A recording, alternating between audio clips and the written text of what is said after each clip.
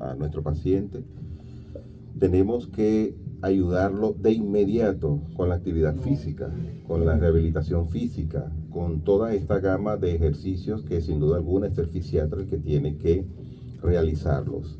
Y una vez, tal vez, también explicárselo a los familiares cuando difícilmente el fisiatra puede ir hasta su casa y realizárselos allí, o tal vez cuando el paciente o el familiar tenga la dificultad monetaria. Ahora bien, un paciente con ictus isquémico, como por ejemplo un paciente en el cual tuvimos ayer, estos días, de 45 años, con enfermedad cerebrovascular, un ictus isquémico que afectó el hemicuerpo derecho, pero completo. No puede mover ni siquiera los dedos, es decir, tiene un déficit motor hemipléjico, una hemiplegia. Y aparte de eso, necesitamos en este sentido la participación del fisiatra. ¿Cómo lo podíamos ayudar?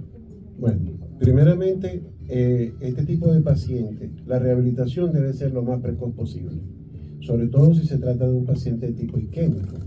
Hay controversia con respecto al accidente de tipo hemorrágico que se tiene que esperar para estabilizar, pero para mí, y es mi resultado, lo que yo he vivido es que una vez que el paciente esté consciente y esté en todos sus signos estabilizados, todo su metabólicamente esté compensado, ya se debe iniciar, porque el cuerpo se hizo para estar en movimiento.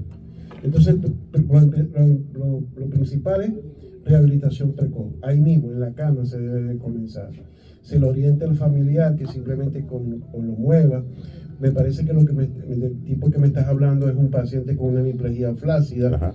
Entonces, mayor aún todavía, entonces hay que comenzar a estimularlo. Hay muchos métodos, y hay muchas técnicas, pero uno es el que sabe cuáles son las técnicas, cuál es el nombre de la técnica, pero uno le puede explicar al paciente, al familiar, cómo iniciar esa rehabilitación. Y la empezamos, por ejemplo, con un simple cepillito, un simple cepillo de bebé o con un cepillo de dental, a estimular esa zona que está, digamos, entre comillas, muerta, ¿verdad? ¿Para qué? Para ir estimulando todas esas neuronas o todas esas nervios que ahorita están, digamos así, de una u otra manera paralizados. ¿Y por qué tiene que ser precoz? Porque se ha comprobado que existe una latencia aproximadamente de 11 días para que comience a despertarse, ¿verdad? Esa zona que está así, pues ahorita no, a funcional, llamémoslo así, ¿okay? Paralizada. Entonces, ese periodo de 11 días es vital. Los primeros 11 días son vitales para recuperar a un paciente con una lesión que haya sufrido un ACV. Que si el paciente se puede sentar o no se puede sentar, bueno, también igualito, se intenta sentar, de repente se va de un lado para el otro, pero eso tampoco nos tiene por qué preocupar. ¿Por qué? Porque acaba de suceder una lesión, acaba de morir unas neuronas, pero existe un concepto que nosotros aplicamos, que es el de la plasticidad cerebral, esa capacidad que tiene el cerebro para reinventarse, digámoslo así, ¿verdad? Sustituir neuronas que están muertas por neuronas que están allí ofreciendo una función secundaria, y entonces se sustituyen a las que están ya, digamos, que sin función, y entonces ellas retoman ese poder, pues digamos, esa función principal para estimular y para entonces iniciar esa recuperación, digámoslo así, esa recuperación de esa extremidad que está en estos momentos pléjica. Y así progresivamente se van pasando hasta llegar hasta la última función, que es la destreza. A veces pues, es más fácil rehabilitar a un paciente, digamos, parece contradictorio, a un hepático que a uno flácido, ¿no? Porque ya la primera etapa ya está, digamos, alcanzada. La primera etapa ya pasó, que es la flacidez, luego viene la hepática, luego viene el desglose de la sinergia, después llega ya el movimiento mucho más completo hasta que llega totalmente a la destreza. Y nunca se debe dejar de atender a un paciente con una lesión.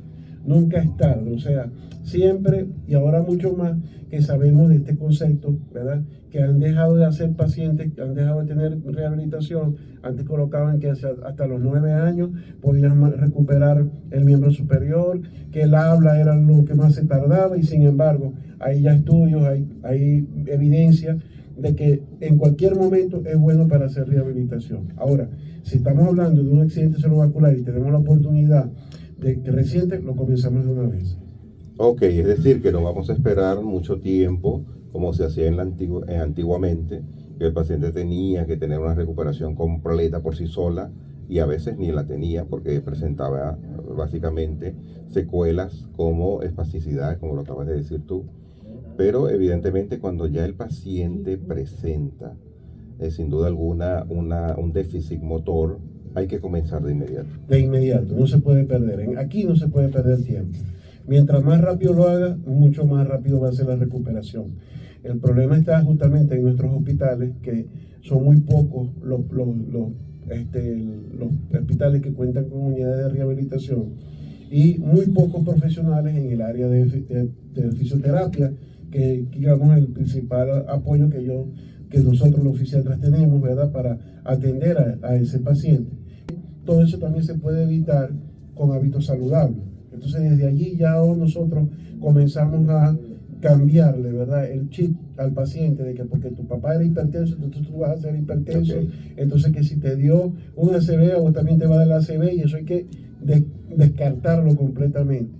Si un consejo puedo dar yo hoy en este día es que simplemente nosotros tenemos ese poder, primero con la autoridad divina que no la podemos obviar, y en segundo lugar con la fuerza de voluntad que Él también nos la da, de poder revertir cualquier tipo de gen que podamos tener a través de una buena vida, en el sentido de que con hábitos saludables.